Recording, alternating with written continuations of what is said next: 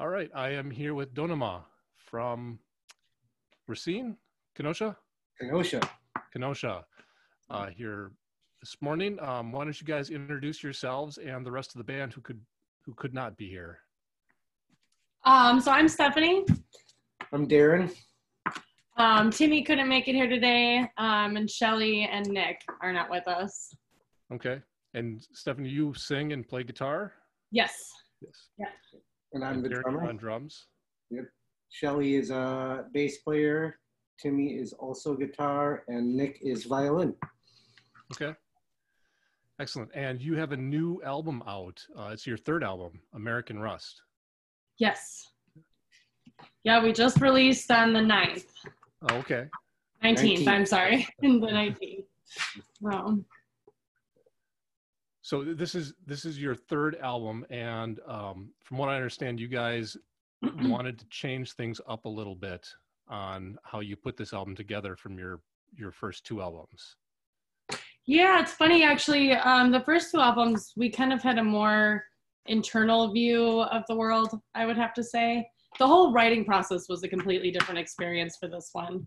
Okay. We knew that our main goals, we generally tend to view ourselves more as a live band than a recording band. So we wanted to bring kind of more of a live feel to this album. So everything we did was all recorded together.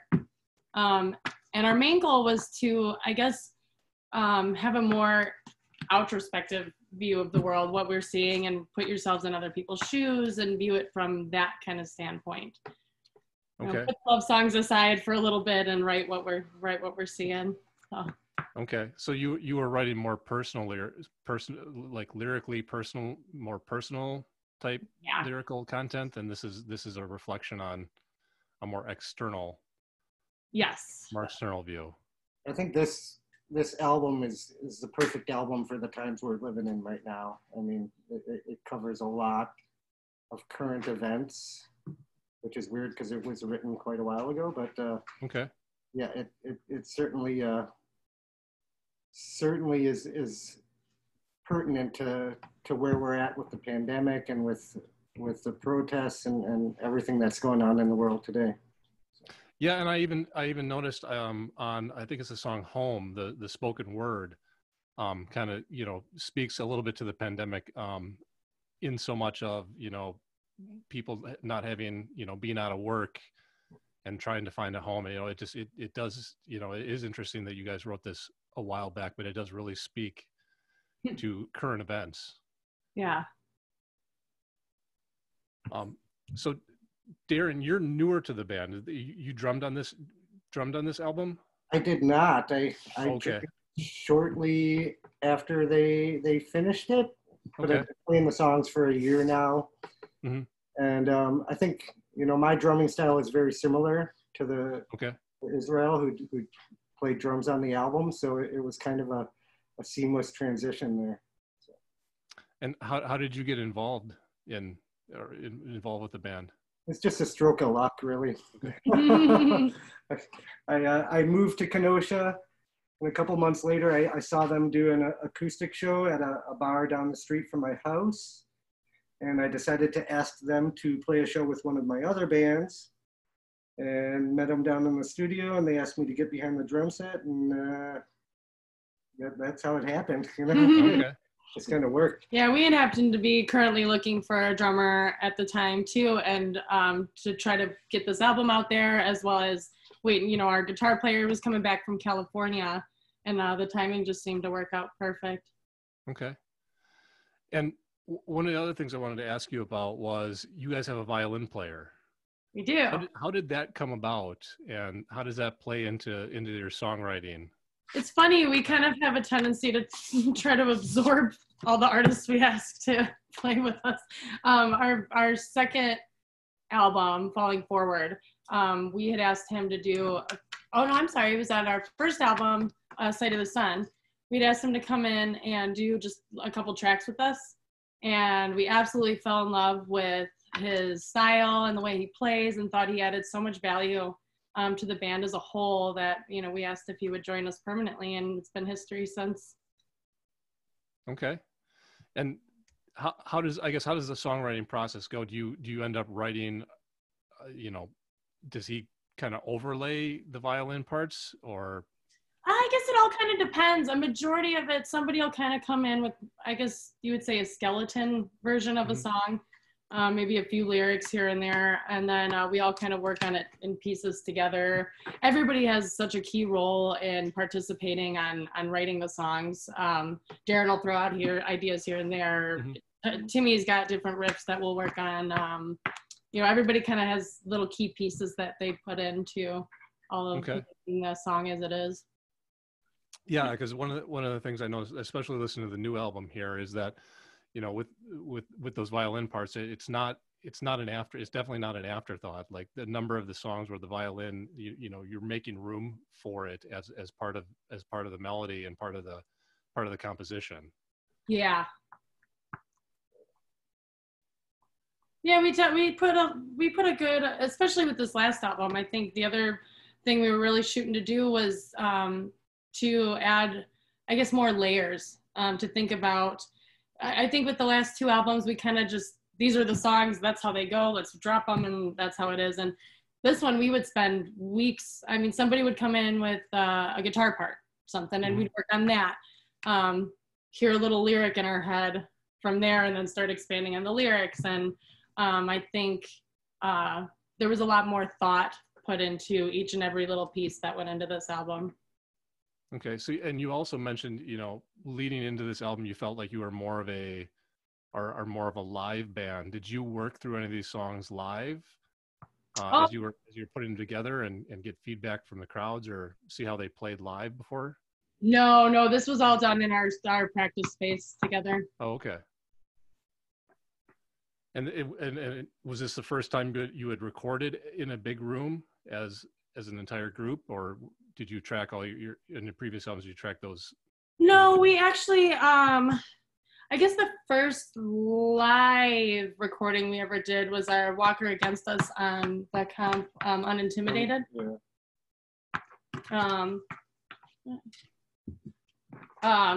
But we worked with, for the last album, Mike Hoffman recorded our last album, and that was kind of more of a piece it together. We had lay the drums first, then you lay the guitar, then you lay the bass, and so forth.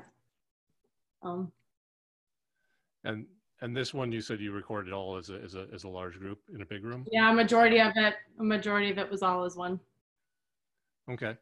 And did that being able to do that kind of so you worked on the songs, were any of the songs crafted in the studio as you were kind of working through them and recording them? Did they change at all? Some of the parts actually, terribly enough, the lyrics would change last minute. We should drop this in instead of that. And but for the most part, they were pretty structured by the time we got in there. Okay. And Darren, have you had a chance? So it came out on the 19th. So this album literally came out in the middle of the pandemic, once everything was shut down. Yeah. I guess, how has that affected kind of your mindset in putting a record out? I mean, I understand you had probably planned on putting this out before, everything hit.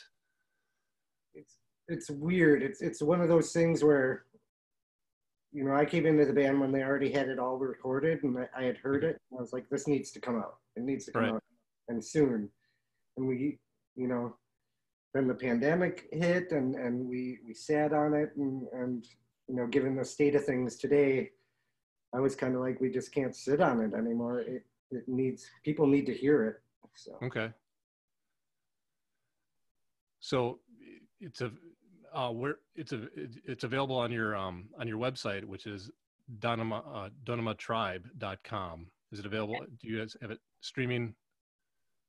It's everywhere. It's everywhere? Okay. It's on all the streaming services, and you can get a physical copy through the website. So. Okay. And did you get a chance to play live with the band, Darren? I did. Okay. Times actually, they kind of threw me to the wolves. Like, about a month after I joined the band was our first show, and I had to learn like 20 songs. these included. So yeah. You did good. So did you end up changing any of the, so you said that your drum style is pretty similar to the previous drummer, so. Yeah, I tried to remain true to what he recorded on the album, but obviously I threw my own stylistic, ideas in there, but it's pretty similar. Okay. I can tell you this, I feel like I've been in this band for 10 years and not a year. Oh, really? Okay. Yeah. Well, that's really good. That's amazing. Have you guys been able to practice and get together throughout this, or is it kind of put everything on pause a little bit? Slight pause. We've been doing a few practices outside when the weather's permitting, and Okay. a couple of us will maybe go down into the space at safe distances, but really we're just trying to take the best precautions that we can at the moment. Okay. Have you had a chance to write? I mean, it's kind of weird that you have, normally you would have a new album and then you'd be promoting this album and, potentially, with shows or maybe a tour, other than doing interviews and, kind of trying to do a digital, remote type promotion. Have you guys been writing it all, or, kind of how have you filled your time creatively? Yeah, actually we're hoping to release a video here shortly of a new song that we had just put together. Okay. So we're still writing, but. Okay. And you guys have a couple of videos for some of the tracks off of this album as well that you put together. Yes, actually, we just put out Nobody Wants Us, the second song on the album we made a video for. Okay. And why don't you, being radio, I can, why don't you describe a little bit of the video? We were going for a Guns N' Roses feel, I guess. Yeah. It's a rock and roll video for sure. One shot. Okay. Just through a fisheye lens and us being a little crazy. Okay. Well, yeah. I watched. Okay, that's the video. It's one of the videos I watched leading up to this interview. Yeah, kind of has a live feel to it. Yeah, that live rock and roll feel from a single perspective. Yeah. So, how long did that take to? Was it all just one shot? You guys just got together, set up the camera, and let it roll, or what? Ooh, I think that was the most exercise we had in a long time. I think it took us probably 7, 8 Probably times? 7 or 8 times. Yeah, I was pretty spent. Giving all your energy into the performance every single time. Oh, yeah. Those high kicks. Yeah, I was doing some high karate kicks. I don't know if we made it into that version. So, if things clear up, you had mentioned again, you're a live band. Would you guys, if possible at some point, do you foresee touring in support? We're really, really hoping so. Again, just trying to make sure that everybody is able to be as safe as possible is a big thing on our mind. Yeah, it's definitely been, talking to bands, it's been a really interesting, experience and really challenging, I think. Yeah. To be creative and in music, when one of your primary outlets of playing live is basically, non-existent. Yeah. It's definitely tough for sure. 'Cause that's one of my favorite things to do is to play live, and I can't do it. No, I haven't been able to for 4 months. It's kind of driving me bonkers. No, yeah, absolutely. And I know I've seen you guys were, are, like you said, very much a live band. I've seen your name on a lot of show bills around, around the area and with other bands. So it has, it's a big transition. I can imagine trying to figure out how to be a band in the current circumstances. And just, definitely different.